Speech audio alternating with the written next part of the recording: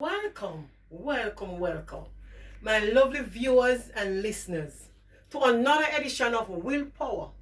I am bold, black, and beautiful and blessed Audrey, Deborah, overcomer, conqueror, warrior in Christ. Now, today we are looking at how do you make working from home productive, but important, fun? Because working from home, you have to inject some fun in the work to make it productive. Because remember now, you're in your family home, your workspace. So I am sharing with you today some tips. First of all, you have to understand and realize that you are in each other's space. You are in your spouse space, you're in your children's space, your roommate space. Whatever your home situation is, of course, it is going to bring about some challenges.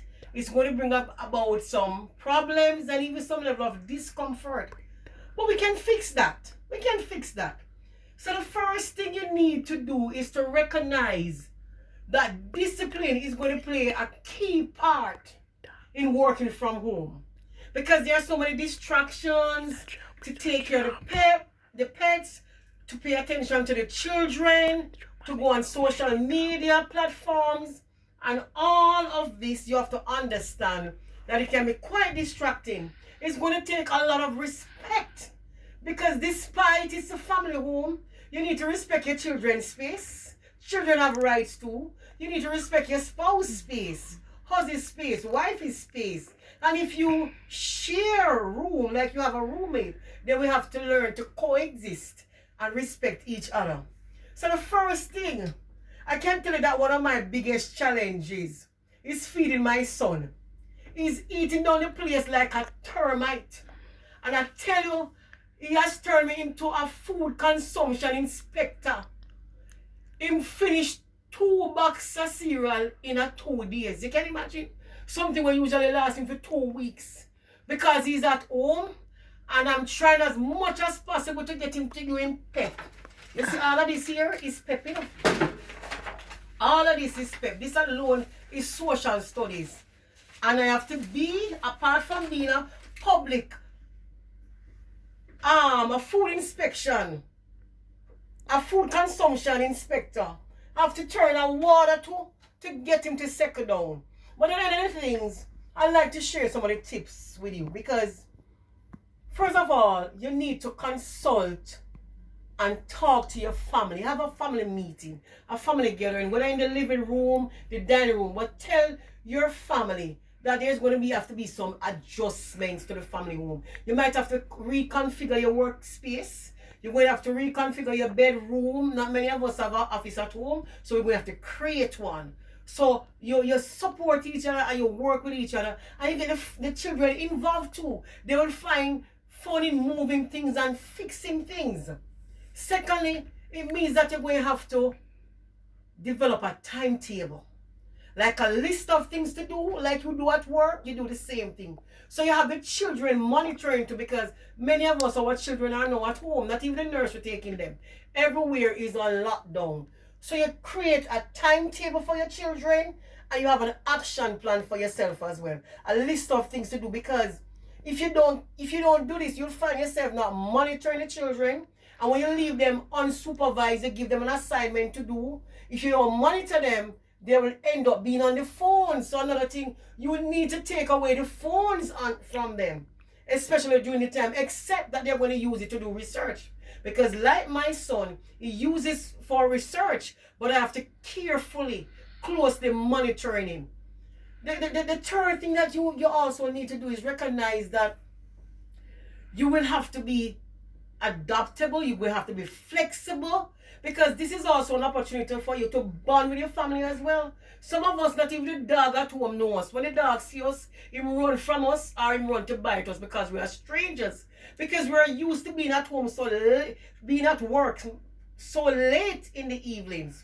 So you have to understand now, this is a time now for you to get to know your children more. So you're going to inject some fun, you're going to play games. You can have quiz with the children. You can check their knowledge on coronavirus.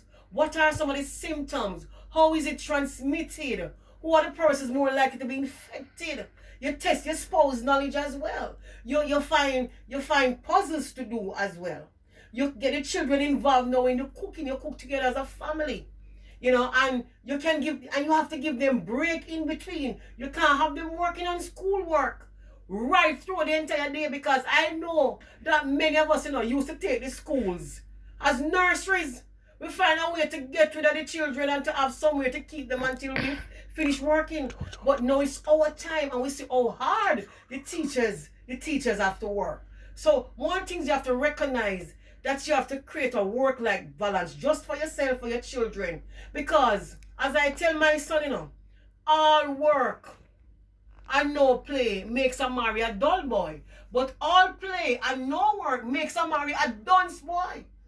And so you have to inculcate the kind of values and attitudes, in them, to make them understand discipline, time management, organizing and planning. Because while you're doing all of this, you're transferring some work-life values to them, some work ethics. So in every adversity and adverse situations, there are opportunities, because we get to be flexible. We test our own skills, and we have to demonstrate resiliency. How do you overcome all of this in times of trouble? What I also find out that working from home can be challenging. Many of us, for example, like us, we are instructors, we are teachers, we are trainers. You want to have different online platforms, but you're faced with internet challenges. Slow internet, for example. You don't have any money, because someone we're not afraid, we said that we broke, to buy any mobile data, to put data on our phone, or to use our laptops.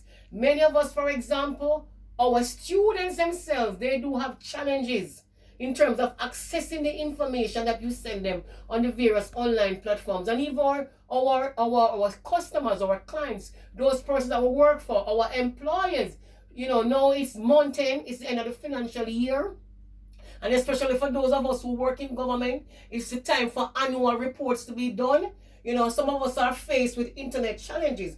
And so we have to be very, very creative in that we ensure, for example, we compile all the documents that we need to create our reports, that we don't have to going into our email. So we have them on in different files on our computer, and we work within the reports, and we try to make calls. We try to use SMS, for example. There's a particular network, Digicel. After sending 5 text messages, you get the others free. So if you don't have WhatsApp to send messages, if you can't make the phone call, you try as much as possible to send some short messages, and you can send quite a number of messages. You try to set group work on the online platform for your students that they can access. You give them realistic timeline, because you recognize the challenges with the internet.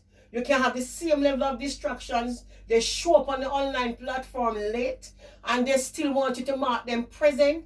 So class ends at 8, and they show up at 5 minutes to 8. So you give them assignments, you engage them, you give them quiz where they can go on and test themselves. So you have to learn to be creative. You get also the time to reflect. So you break in between, and as you look at the different problems. I have started about 3 books out of this experience. Leading in a time of crisis. Maintaining work-life balance while working from home. For example, applying sound decision making during times of crisis. Because if you make bad decisions, for example, it can have serious devastating impact for your organization and for your employees. So you have to realize that we are now in a time of crisis, where it is going to have to bring out the creativity, the ingenuity, the innovation in us, so that we don't get stressed, we don't get frustrated. Because I can tell you too that this is a time where a lot of conflicts can arise in the family. So you have to realize that you have to bring about fun. So like it's lunchtime.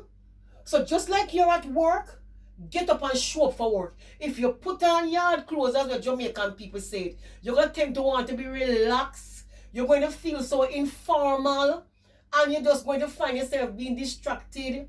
You find yourself doing things that you're not supposed to do. Because remember, you have to give value for money. And as a matter of integrity, you're working for people and they're expecting you to be working from home. So don't use the time to waste and do a lot of things not related to work, but you're still collecting a paycheck.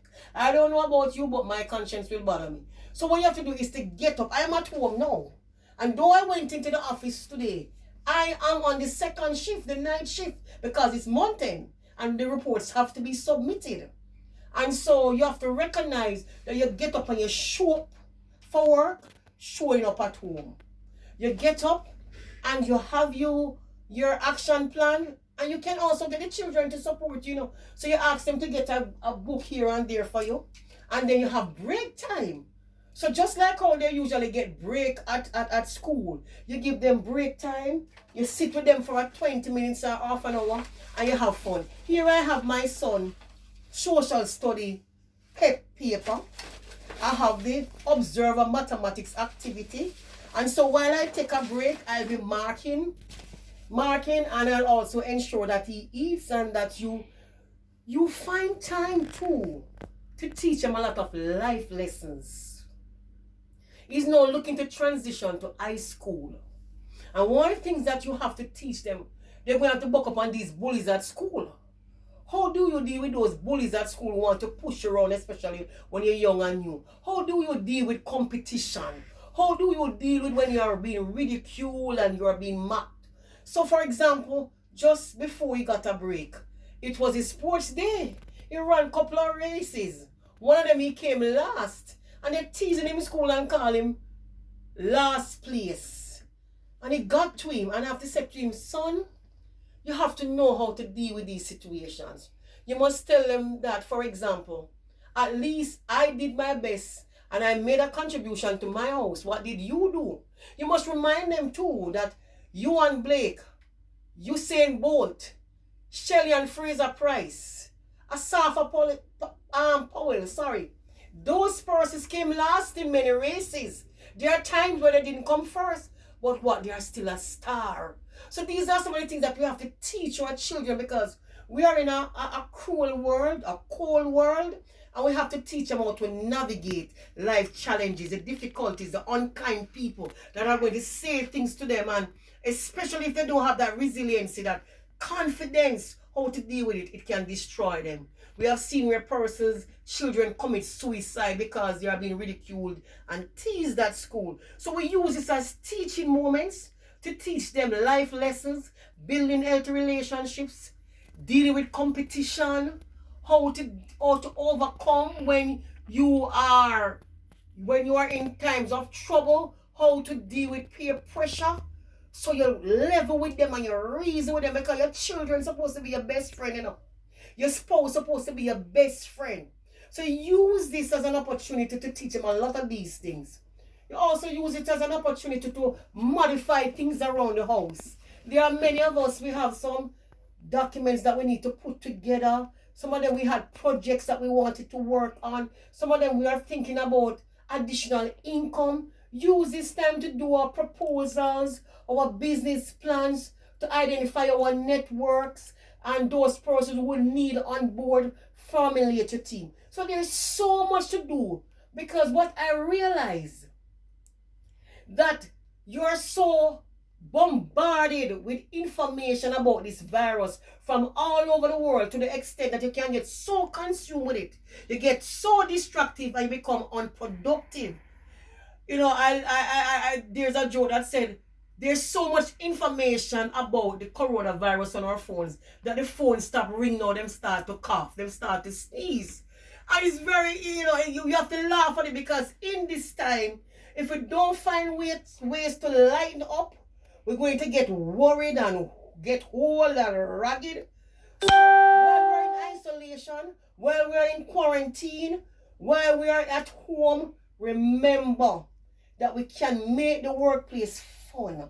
It is in times of adversities and problems that brings out the best in you. I am finding such a great time now teaching my son so many life skills that I've always wanted to teach him. You know, he takes the time to exercise because he's on the track team, he's on the football team.